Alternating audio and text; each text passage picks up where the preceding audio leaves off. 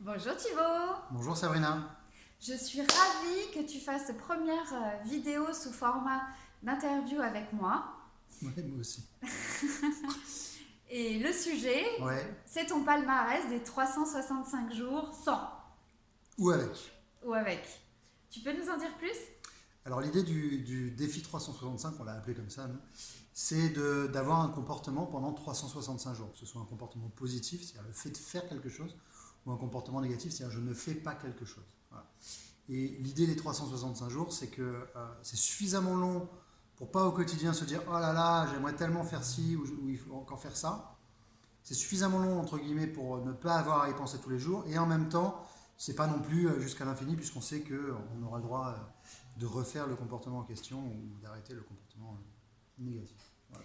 Comment ça t'est venu de faire 365 jours sans alcool, 365 jours sans café, 365 jours sous douche froide, j'en oublie, 365 jours sans McDo, Sans viennoiserie. sans viennoiserie.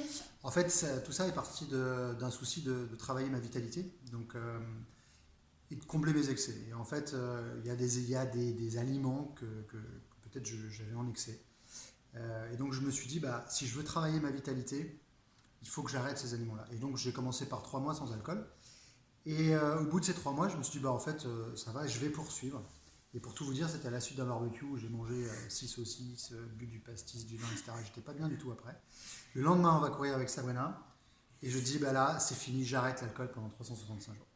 Et pour tout vous dire, c'était pas évident parce qu'on avait un baptême juste derrière. Avec, je savais qu'il y aurait du très bon vin, du très bon champagne.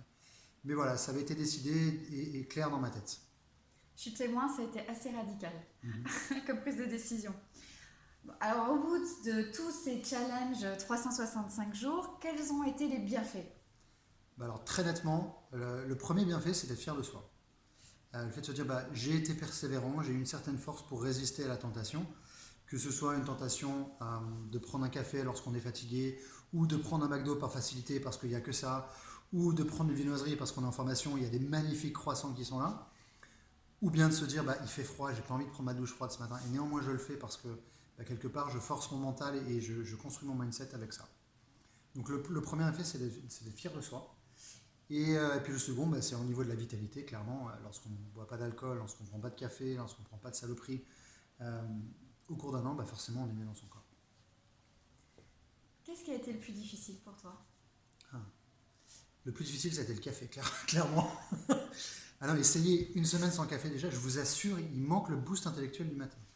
Le café. Après, ce qui a été difficile, en vrai, ça n'a pas été tellement difficile. Ça a été parfois compliqué. Par exemple, pour l'alcool, j'ai en tête un mariage, peut-être un premier de l'an, peut-être un barbecue également.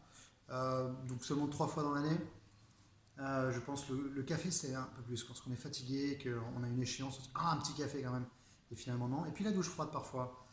Certains matins où on n'a pas envie du tout et qu'il fait déjà froid. On sait que l'eau va être gelée parce que dehors il fait froid. Mais finalement, fier de moi. Je pense que le plus gros effet, c'est la fierté. Super, merci. Merci pour ce partage. Comment tu as géré la reprise? Alors effectivement, la reprise, ben, j'y pense parce que du coup, je me dis super, je vais enfin pouvoir prendre un peu de vin ou je vais enfin pouvoir prendre un café, ce que je faisais.